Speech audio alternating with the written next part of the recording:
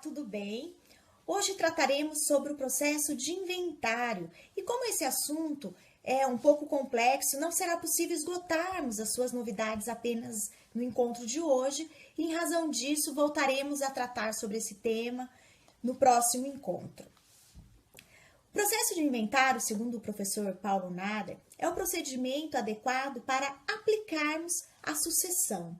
Isso quer dizer que é no processo de inventário onde será arrolado todos os bens deixados pelo falecido, serão pagas eventuais dívidas e depois disso o que sobrar será dividido entre os herdeiros, seja por meio da sucessão legítima, que é aquela em que a lei diz quem serão os herdeiros e o que receberá cada um, ou seja pela sucessão testamentária na hipótese do autor da herança tiver deixado um testamento.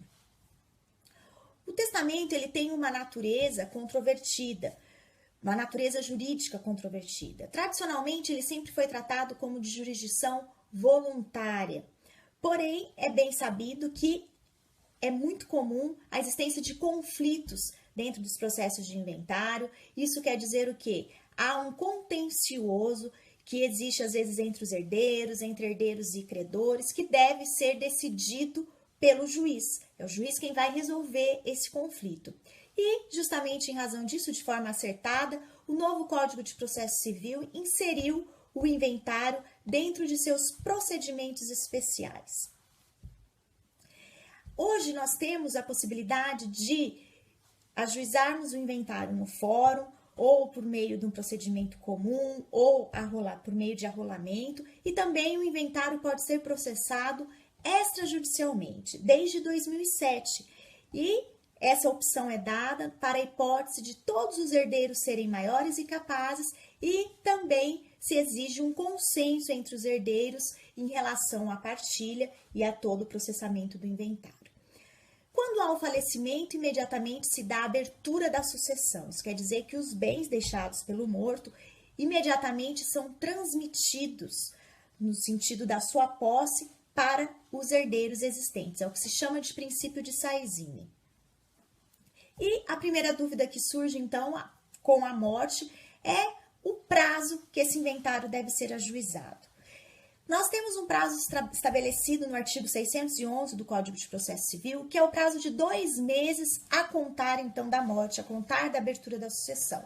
E o que acontece se esse prazo não for observado? A consequência, ela é na área fiscal. Isso quer dizer que, se esse prazo de 2 meses não for observado, na oportunidade do recolhimento do imposto de transmissão causa-mortes, haverá incidência de uma multa. Essa é a única consequência. Porém, esse prazo e essa sanção fiscal é uma das razões que impedem uma maior utilização no Brasil do inventário extrajudicial.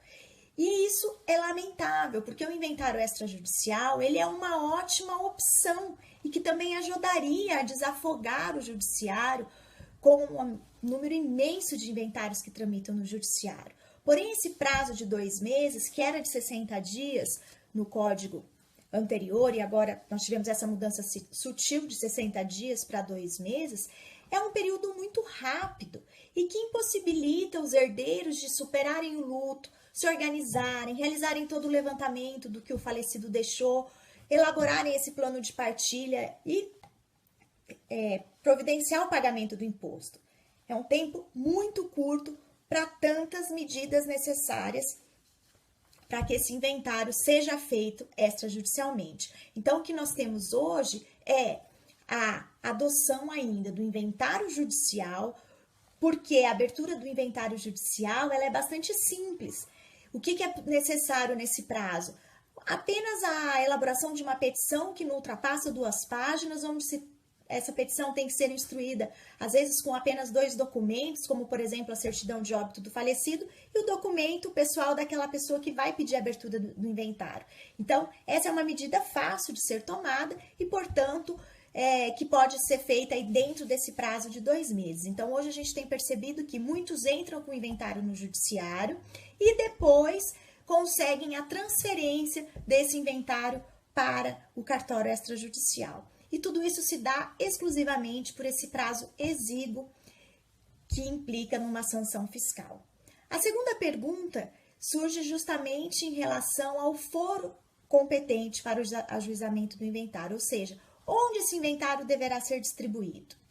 E nós também temos novidade aí no novo Código de Processo Civil, já que o artigo 48 diz o seguinte: a regra é que o inventário deva ser ajuizado no domicílio do autor da herança do falecido.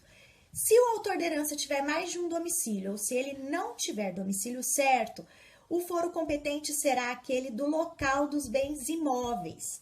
Se o autor da herança tiver bens imóveis em mais de uma cidade, qualquer uma delas poderá ser o foro competente. E se não tiver bens imóveis, será no local da existência de qualquer um dos bens. Então, nós temos aí também essa novidade em relação ao local, né, ao foro competente para o ajuizamento do inventário.